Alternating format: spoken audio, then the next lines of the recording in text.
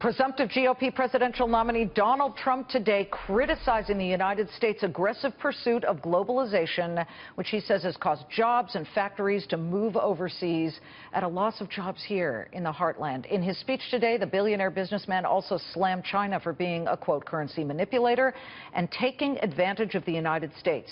Will Donald Trump's plan that he articulated just an hour ago bring back jobs to America and make America wealthy again? In fact, that was his first line. I'm joined by Bob Hormats, former Undersecretary of State. You also helped the Nixon administration make diplomatic ties with China. Let's go to the China issue here. The currency manipulator moniker, we've heard that before. Does any of that change under a Donald Trump administration?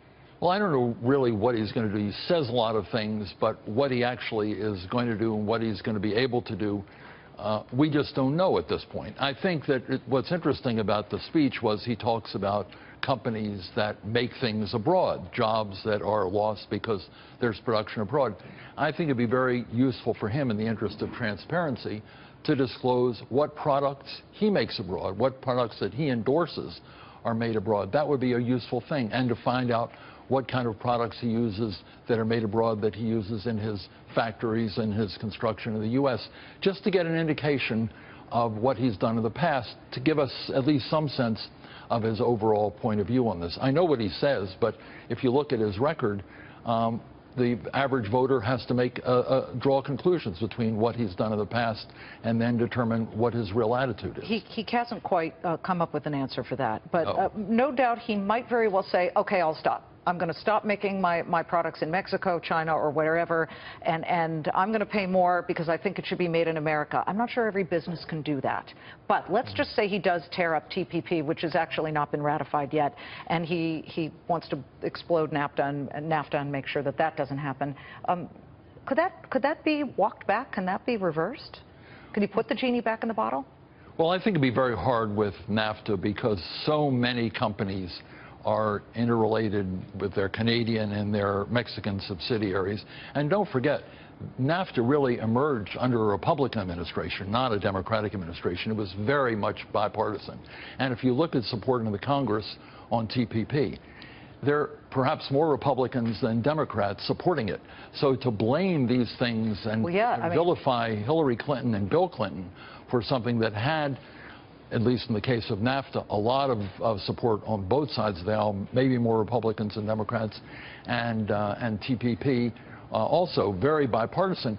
The other point that he fails to understand is when Hillary Clinton was Secretary of State, she devoted a great deal of energy and effort to helping American companies overcome obstacles abroad so that we could sell more products abroad. In fact, probably several 100,000 jobs in this country were supported over the 4 years she was Secretary of State because she went around the world identifying barriers that needed to be removed by other countries to give American companies more opportunity.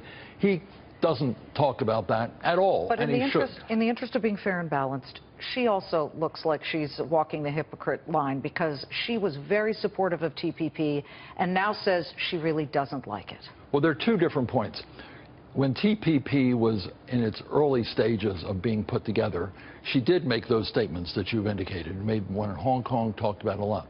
The actual details of TPP had not yet been finalized or even fully developed by the time she left as Secretary of State. So the details of what's in TPP were not known to her at the time she was making those statements. She was talking about an agreement that would enable America to get greater access to the fastest growing markets of the world, the markets of East Asia.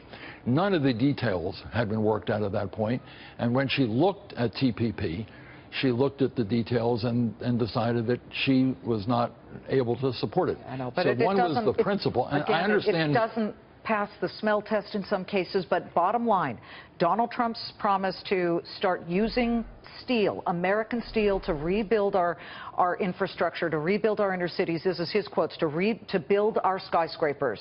Is that going to cost the companies that are rebuilding more money, or can we figure out a way to produce steel here that is less expensive but viable? Well, there's some companies that are, in fact, producing steel in this country. We don't import all of our steel. Of course not. There's a lot of steel production capability here. I think the key point is to have more spending on infrastructure. If you have more spending on infrastructure, that's what it's going to create demand for steel. That's what's going to create a lot of jobs for people at the construction area. That would have been something that I would have hoped would have been seen. Hillary Clinton is a big supporter of infrastructure. A lot of the construction unions, in fact, favor her for that reason. That's really where you get demand for American steel, not through protectionism, but demand for infrastructure. And when you get infrastructure, you use more American steel, and you create a lot of jobs in the infrastructure building area. Well, Bob Hormats has worked both for the Nixon administration, Clinton as well, or just the Hillary Nixon, Clinton? Ford, Carter, Reagan, and Obama. Ronald Reagan, who people want to model themselves, was no protectionist. He was in favor of more open trade. And therefore, I think, quoting Reagan, Reagan would not be in favor of a lot of these things. We shall see. Listen, we will never know, will we? But, we will never know. But I worked for him, and he was no protectionist, and anyone who worked for him can tell you the same thing. He did not like protectionism. Bob Hormats, thank you.